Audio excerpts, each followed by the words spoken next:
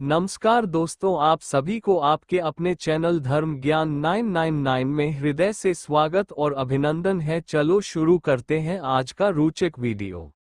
महिषासुर का 12 बच्चों का श्राप मुख्य पौराणिक ग्रंथों जैसे देवी भागवत, दुर्गा सप्तशती या देवी महात्म्य में सीधे तौर पर वर्णित नहीं है।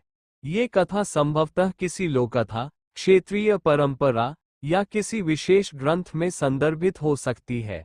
पौराणिक कथाओं और महिषासुर से जुड़ी कहानियों में कई बार लोक प्रथाओं और कहानियों का समावेश होता है जो ग्रंथों में नहीं मिलते। महिषासुर और श्राप का संदर्भ। नंबर 1, महिषासुर का चरित्र। महिषासुर को ब्रह्मा जी से वरदान प्राप्त था कि उसे कोई पुरुष नहीं मार सकता। इस वरदान के कारण वह अति अहंकारी और क्रूर हो गया था। उसने स्वर्ग पर अधिकार कर लिया और देवताओं को पराजित कर दिया।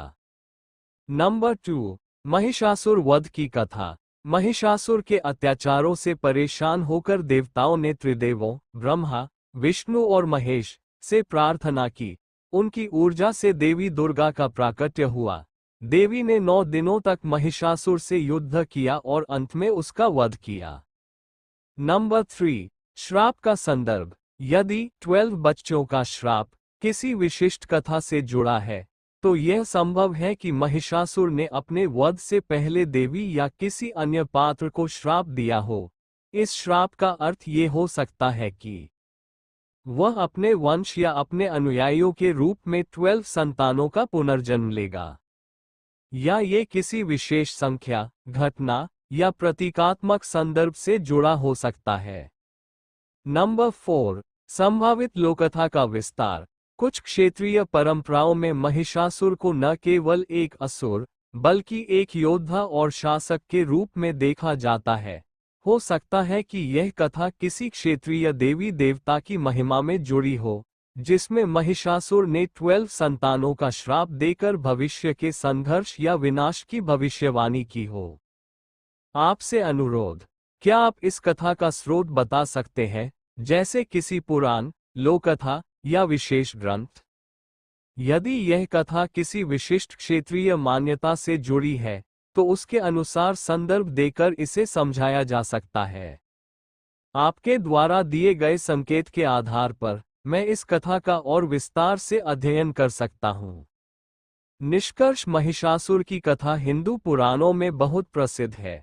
महिषासुर एक शक्तिशाली असुर था जिसने भगवान ब्रह्मा को प्रसन्न किया और उनसे वरदान प्राप्त किया। महिषासुर का वरदान। महिषासुर ने भगवान ब्रह्मा से वरदान मांगा कि वह किसी भी पुरुष के हाथों मारा नहीं जा सकता। भगवान ब्रह्मा ने उसकी इच्छा पूरी की, लेकिन उन्होंने ये भी कहा कि वह एक स्त्री के हाथों मारा जा सकता है। महिषासुर का श्राप। महिषासुर ने अपनी शक्ति के मद में आकर भगवान शिव को श्राप दिया कि उनकी पत्नी पार्वती के 12 बच्चे होंगे, लेकिन वे सभी बच्चे मर जाएंगे। लेकिन भगवान शिव ने महिषासुर के श्राप को बदल दिया और कहा कि पार्वती के 12 बच्चे होंगे, लेकिन वे सभी बच्चे महान और शक्तिशाली होंगे। महिषासुर का वध। महिषासुर का वध देवी दुर्गा ने किया, जो कि पार्वती का ही एक रूप है। देवी दुर्गा ने महिषासुर को युद्ध में पराजित किया और उसका वध किया। महिषासुर की कथा हमें ये सिखाती है कि शक्ति और अहंकार के कारण हमें अपने जीवन में बहुत बड़ी गलतियां हो सकती हैं। वीडियो अच्छा लगा हो तो चैनल को सब्सक्राइब, लाइक, शेयर और कमेंट करना ना भूले। धन्यवाद। जय सनातन धर्म और संस्कृत।